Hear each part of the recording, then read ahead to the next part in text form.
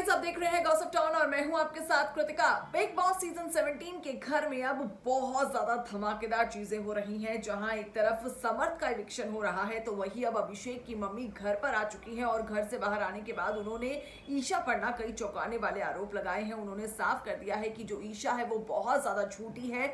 इतना ही नहीं, ईशा को उन्होंने बदतमीज तक कह दिया है कि इसे बिल्कुल तहजीब नहीं है कि नेशनल टेलीविजन पर कैसे पेश आना चाहिए। बता दें आपको कि लगातार जो ईशा अभिषेक के खिलाफ बातें कर रही है कि अभिषेक ने टीवी तोड़ा, इसके पापा ने इसको जबरदस्त तरीके से पीटा, ये तो तमाम चीजें अब अभिषेक की मम्मी ने गलत साबित कर दी है।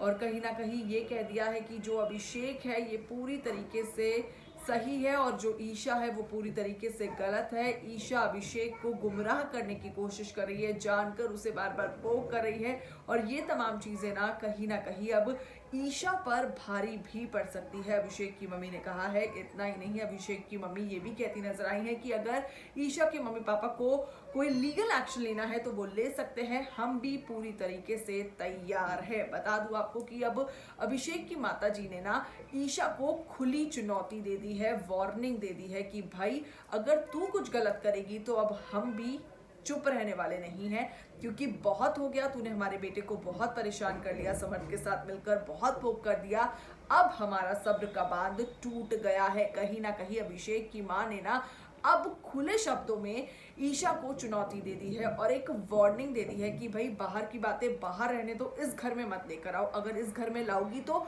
तुम्हारी भी बातें अब बहुत ज्यादा खुलेंगी, क्योंकि अब हम ना बिल्कुल ऊपर हो चुके हैं और अब हम बिल्कुल चुप नहीं रहने वाले हैं। तो बहरहाल देखना ये होगा क्या अब ईशा अभिषेक की मम्मी की चेतावनियों के बाद अपना रवैया बदलेगी या फिर नहीं। कैसा लगा वीडियो जरूर बताइएगा। इस वीडियो में इतना ही।